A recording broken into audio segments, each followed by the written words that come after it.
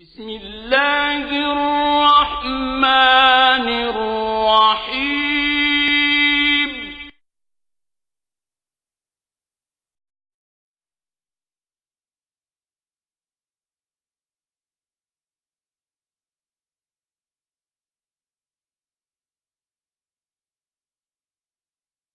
بسم الله الرحمن الرحيم إنه لقرآن كريم في كتاب مكنون لا يمسه إلا المطهرون تنزيل من رب العالمين بسم الله الرحمن الرحيم إنما يريد الله ليذهب عنكم الرجس أهل البيت ويطهركم تطهيرا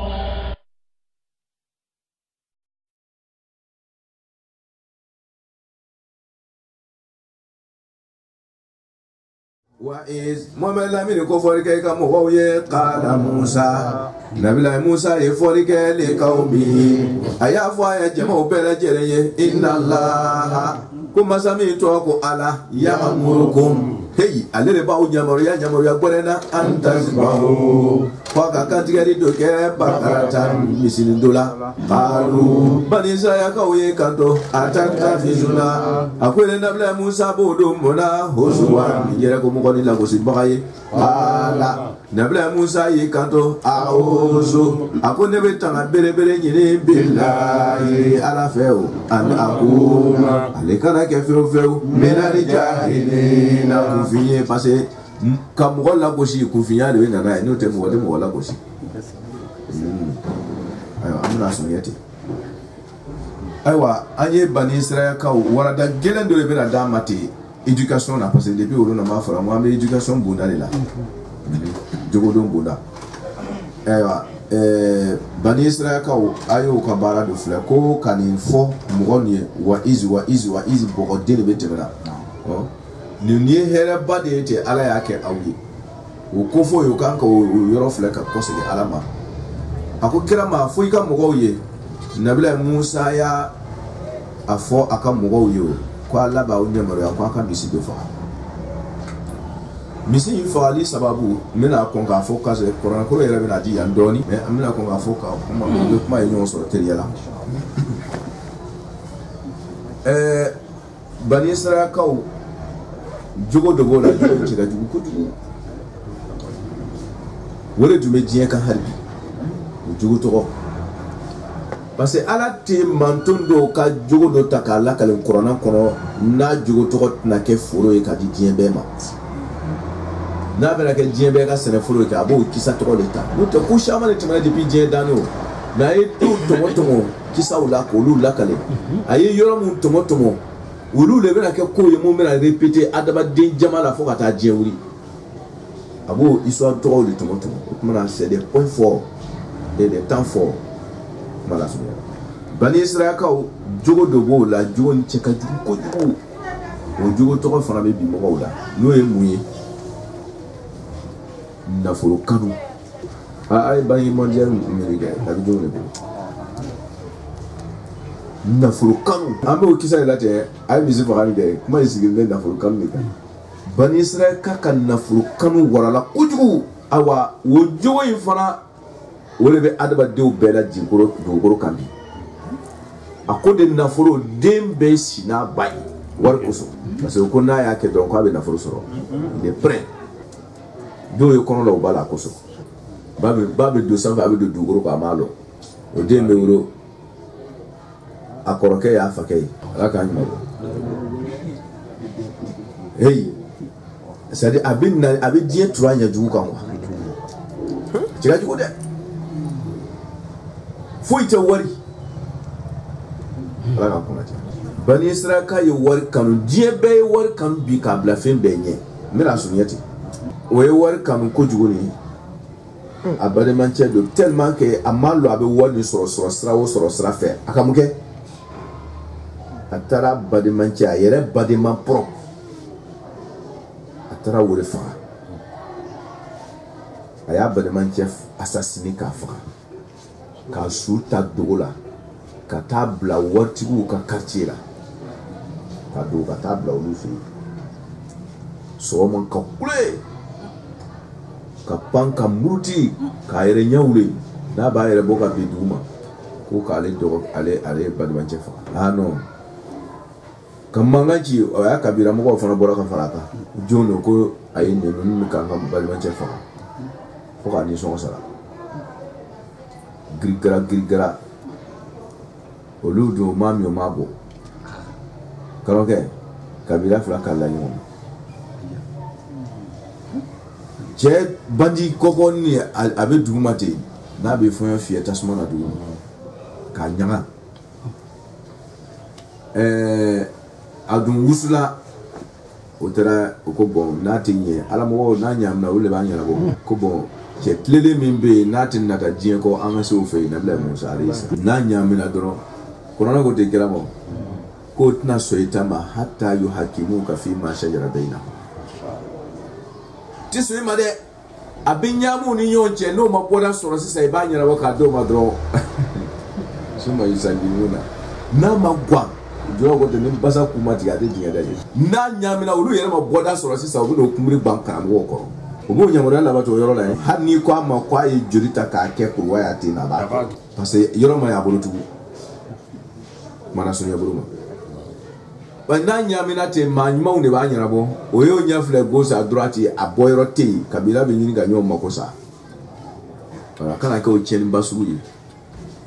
ko Nabila Musa bɛ se ka nin dilan parce que hakili ka bon a bɛ sirada ɲɛ a ti nata o sera a fɛ a y'a lajɛ dɛ warada gɛlɛn éducation de bɛ nafolo kanu de kɛra base ye ayiwa o masiba de bɛ diɲɛ kan a bɛ na ni problème sugu bɛɛ dɔ ye ɲɔgɔn faga fɛn o fɛn bɛ diɲɛ kɔnɔ bi wala a bɛ wari ko ala k'an kɔnɔ diya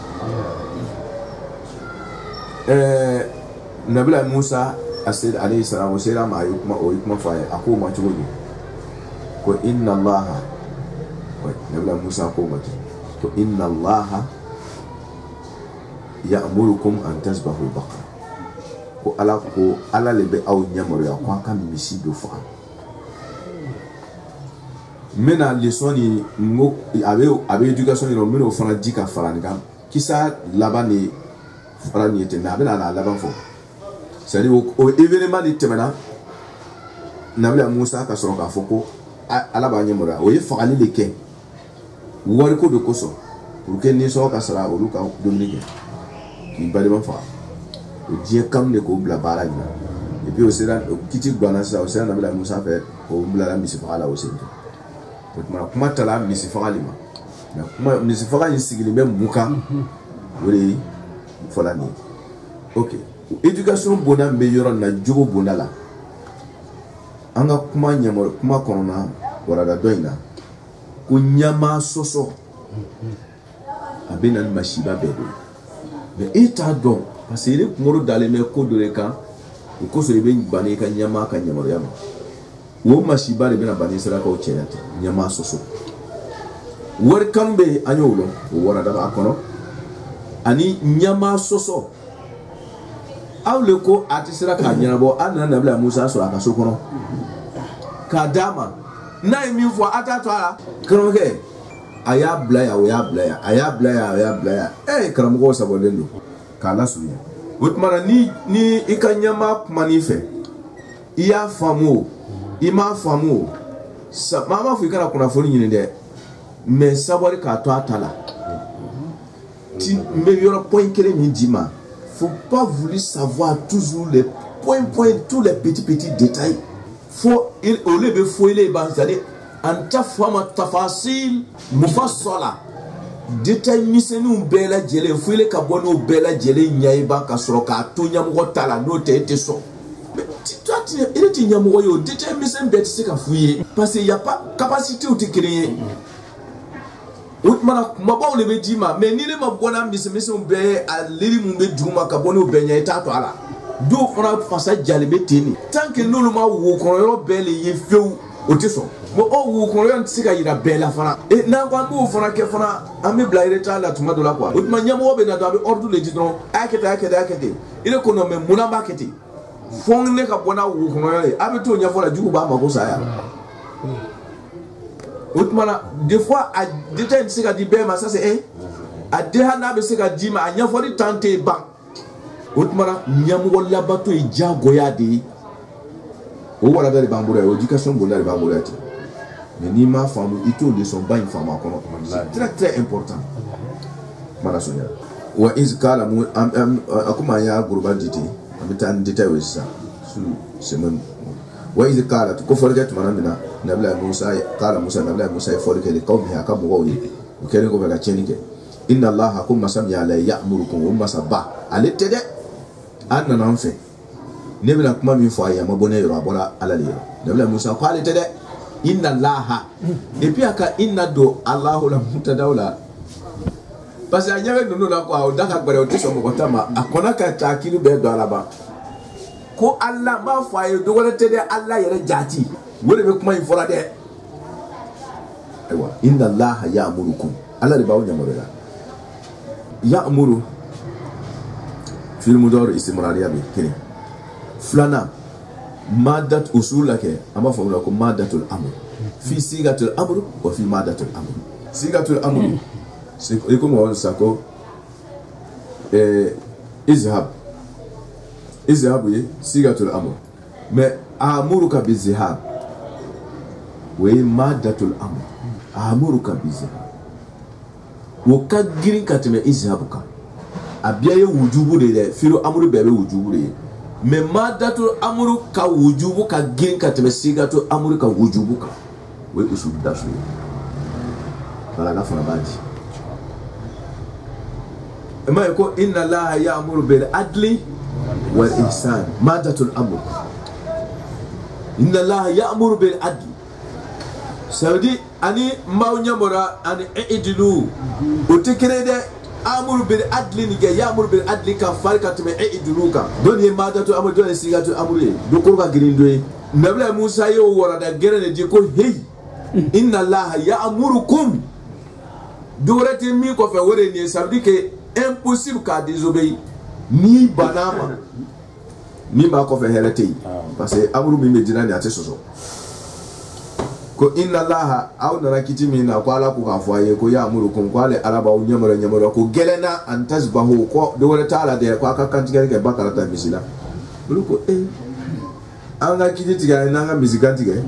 c'est dire olu ma wo ko ro il veut savoir avant d'accepter. Non, ni nyamo ko ima kwa kete gaba. E tra karamo ke fa ku ga shewule fa. E ko me, ne be musoko la ni ga shewule fa o. Kanoge, ale ko ima ku ga ta do no wule sanga na nai. Ni se pourquoi il faut faire. E le fait ka bono mise be so ta do no wule sanga. O to isa ni tra karamo ke ko ka hakri jena si sewa ka dima. Na ko ima ko na ni misigbe no no yi. Ta o yin kana nai, kana fo ko me relation juma misigbe ne ka hakri je. Et te bono wo kono yoro utui ala ka famya ko imanda antas ba ho kwa ale ba nyina o fedro kwa la ba nyamara kwa ka kantie ke bakaratan misidola misikere de fora bakaratan misikere no aka kiji beti esa no wanga din jen fa abelo voilà na mo bono nyai qalu jama ko nabila musa mata takhiza ko sabebe odu mrawo huzuwan la gosil bai o maluka dogo inda ni ka karawa ka ko me ku bi yere bono ne ma iyere kungo kira usawala no de mais aflele nabla musa onata atna muntakim kaula ma karamo ko kanga sawari ay munyu abele be fuima olu yere ta kungo dlani sababula me be munyu ako iba muna kunfiwa iba muna lagosil ba yere ko mo de kala nabla musa ko a'udhu kumitamayni billahi alaf accusation kono metanye ala fe nete kufiye parce que ni kam moye mo wore la goshila ka yere kwa madron ata yere do aw bene ke da yere do mali mi nete yere do mali aw bene jetla kufiye nete kufiye dinna no maye je sais ce que je suis en train de faire aw dinna na ma ka kungola ni ngwa mi si fara yere ko te je sais pourquoi je suis en train de dire confiate je sais aw nyata wo kono yoro la mais moi je sais aw wo tara ko ke confier kontenga barando Kalou. Pourquoi Nabi Moussa en copo? On s'excuse un peu, hein, mais Nabeti, comme il était confié, il était régulièrement à une femme. Autrement, Kalou, Odo Olana Rabaka, nous baillons Kobo, a fouillé à l'aïe. Nous ne pouvons pas dormir. On le dit au cas où Odo Olana Rabana. Rabaka.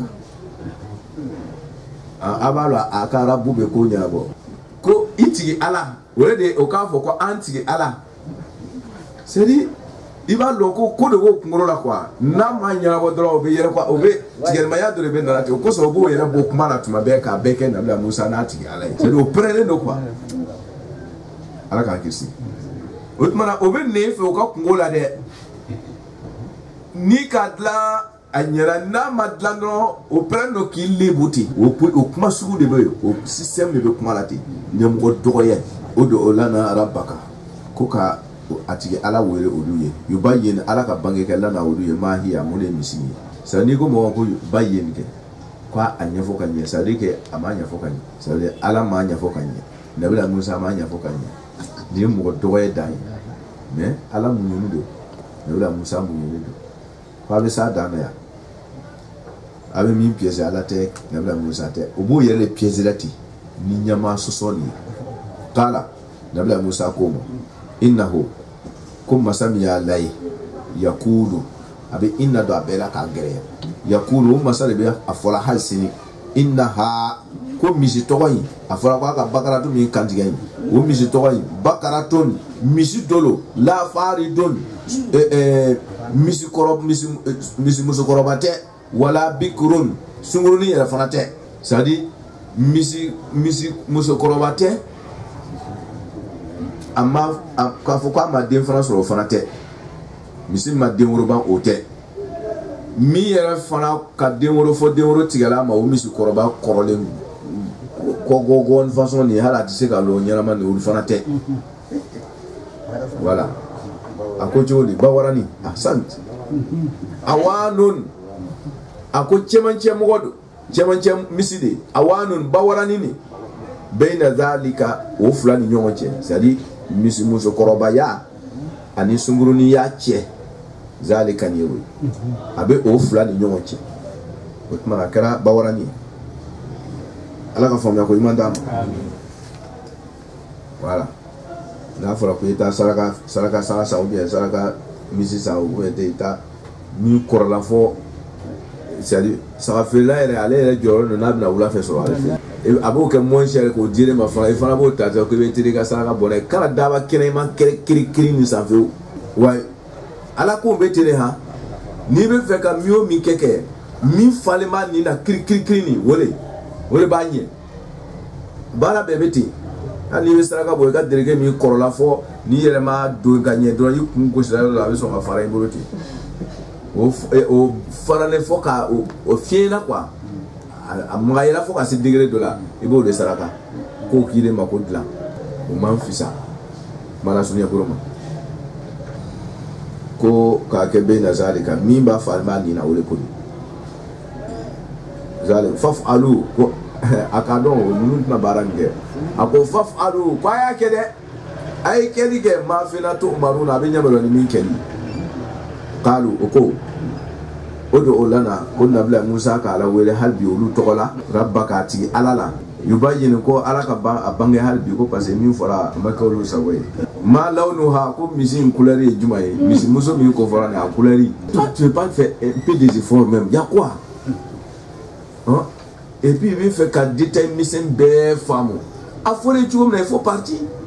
depuis le départ ko isbahu bakaratan il est nana idra afimano agwemano akangarani no abenya onyama ça c'est pas ton affaire oh asunguru no wa musokoroba no wa chemanchelo manyini fe ko ina misidoe kanoge itinti yere nyini ibolo bena mi metina no we e ko feu ko fuere ka bona misa indi kala nabla Musa ko ma ko c'était passé atala sa danao aba yere de sedda adana innahu ko masaba yakula aduma fo hasini innaha ko misin bakaratun ko misi muso dolo safura on neremuma faqi'un gere keleme lawnuha mi kularila ça veut dire que akan neremu yama c'est jaune foncé c'est-à-dire a couleur abe a neremuyala ka duru doni ka couleur briller voilà bre kelime mi ka neremuyala c'est-à-dire a dona nyona ma ke jaune clair que la jaune foncé neremuma mi duru la ka do nyona tasurru akoniya couleur to ni ni ya aye a nyasugo ni tasurru abe nuso dia ke nazili na fleur ke laula ni ya kafsa couleur jaune fara be tene abe na isa hawaii ilmu nafsi ilmu tobi ya bonawla fara ya da wala dai qalu oko nabi ko odo ko nabla musa ka wuli kera lana wulu to la rabbaka ti ala la yubayyin ko min fara osima ke bangi ko mai ko ka bangiri ke halbi lana wulu ya mahiya mune misini ya halbi couleur fora ashida fora a chugo biye fora me ko halbi ko lu ma misini fam akelo auto law o be fere dron ki ta kuma la ni pharmacie kuma ke chugo la dron bi ta kuma la kita fururu ya kuma la bandu be damna do do fun o ko imaye ko ere ka fode ko me ese ni beta boda yindi mise yini ni ke boda yindi kala su wala kala su ye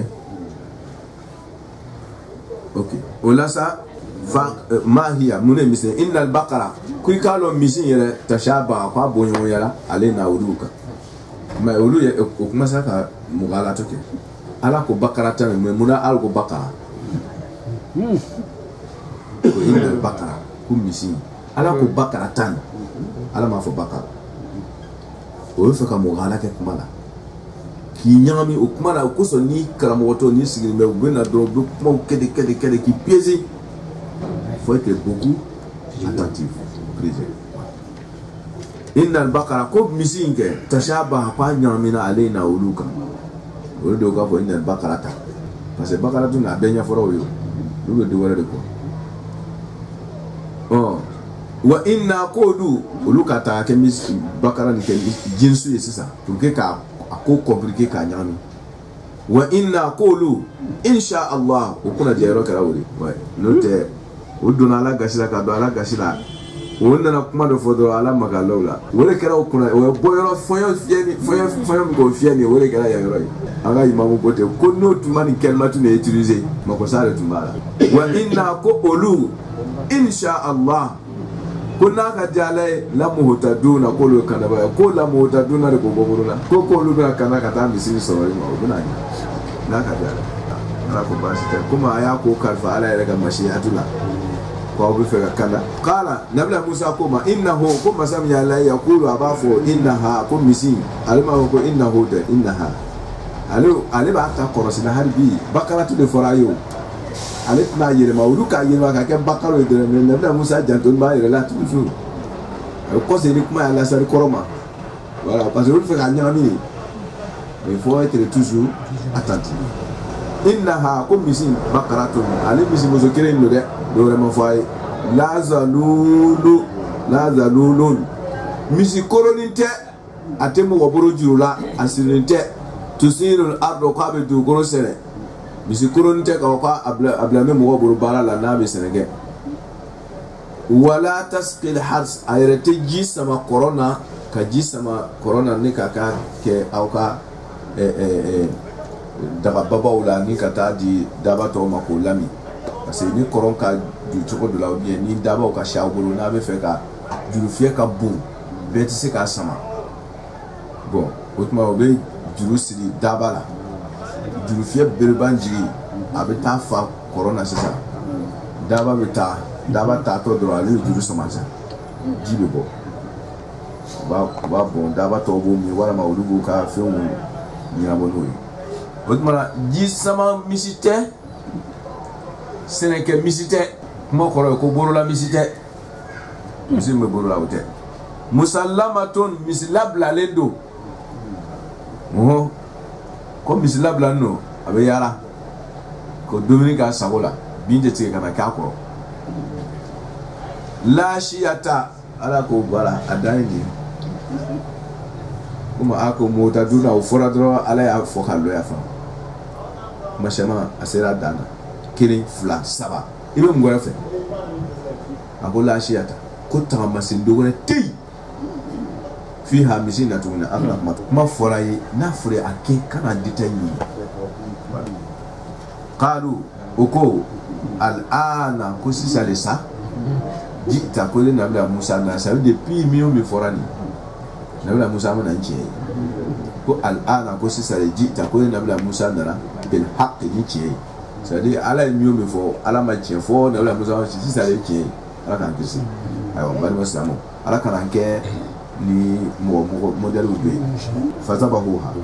woye misi kantige woyorola ça wula ka ta nyini quoi fa uta tibi fa urina utara nyini dro mara so bo buru kala la ukaso onna nai fazabahu ka wo ka misi kantige na bila musa wo fo ko inna la ya'muru an tasbahu onna nai fazabahuha onna ya kantige fa wa ma kadu ala ko tumagbere ha yaf'aluna kanin kechugo ila akelo le tunto la wele be na ni kuma shamani we do wele fo ngo mugala tolo c'est we bi nyamo plaisir le yini ulule na no ka kungo eto idunga nyana basra do ma to mais o ta fait ka ke bani o be ko do blessing ngoro ka blessing ngoro pour que ka talondron o bo boro kuru en même temps o il faut être beaucoup vigilant nyamo voilà faut être beaucoup quand amiri ko comme on nana ko ils sont prêts on nana mais ils sont pas prêts uno kan nalinke ils sont pas prêts ni burmalo kan nali kan roy bi yere bina voilà ala kan sababa be kisa ma ba a yere kun ye mi adam na yoro o re bina la kale sa ko fe ala ko ba